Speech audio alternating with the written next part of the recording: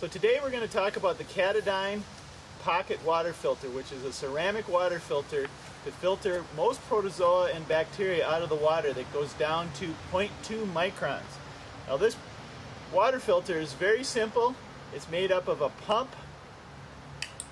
a housing, and inside that housing is the actual ceramic filter.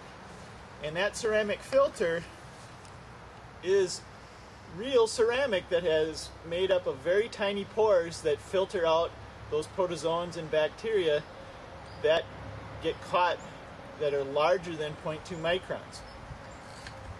The other parts of the filter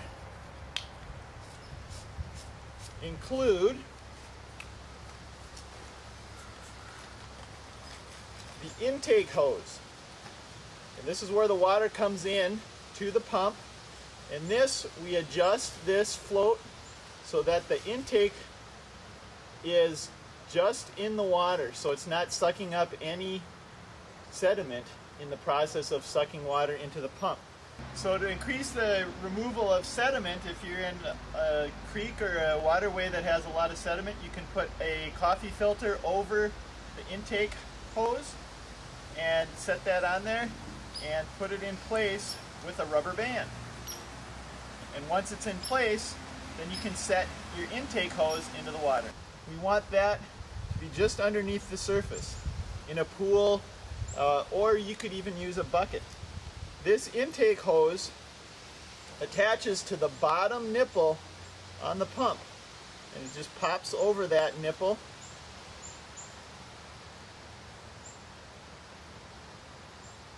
The other part is the output hose, and the output hose you'll note is in a separate bag. This is to avoid cross-contamination between the hoses. So this goes onto the top of the pump.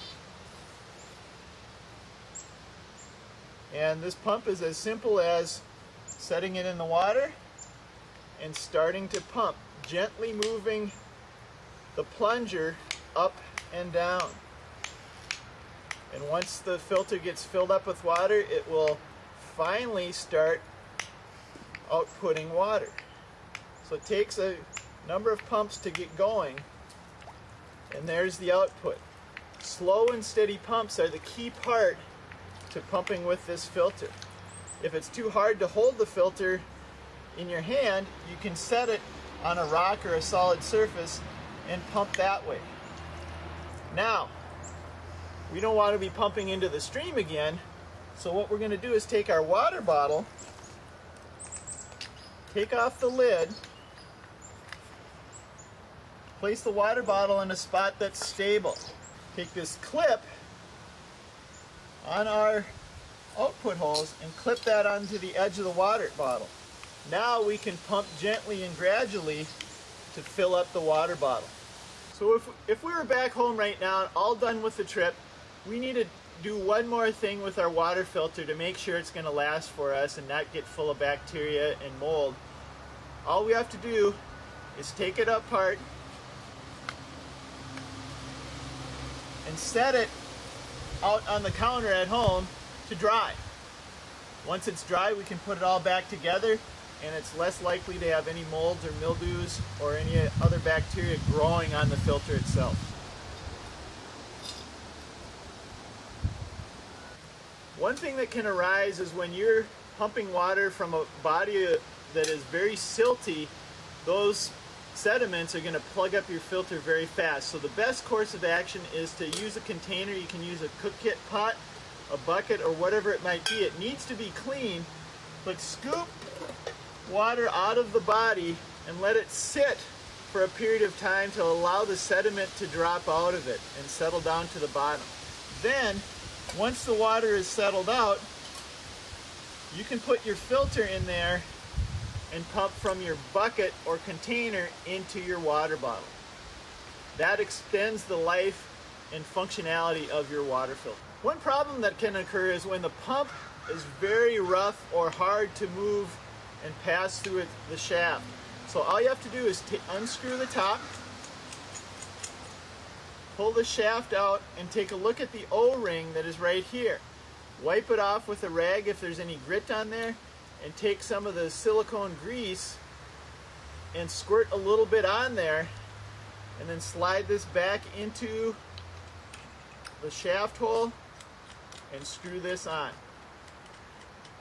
If your water filter gets really hard to pump, or it starts squirting water out where it's not supposed to, it's probably getting plugged. Those small pores are getting filled in with either bacteria, protozoa, but most likely dirt of some sort that's found its way into your filter.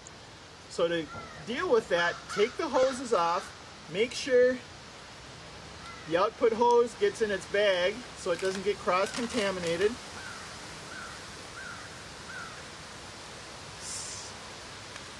You can set the input hose aside and dig into your bag and find a green scrubby.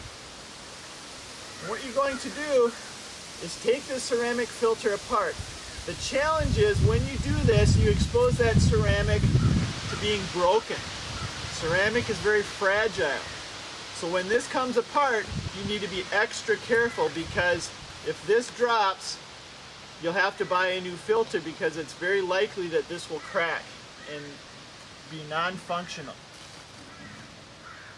Once this filter is exposed, the ceramic, all you need to do is scrub the surface a little bit. You don't need to scrub it real hard. All you're doing is getting the dirt off of it. And once you've done that, you can give it a little rinse and you're good to go. It doesn't take a lot of scrubbing, because what happens when you scrub on this, the surface of the ceramic actually wears away. And there's a point at which this ceramic will get thinner and thinner. To determine that your ceramic is still okay, all you have to do is take this little measuring tool and see if it can pass over the ceramic. If it cannot, your filter is still good.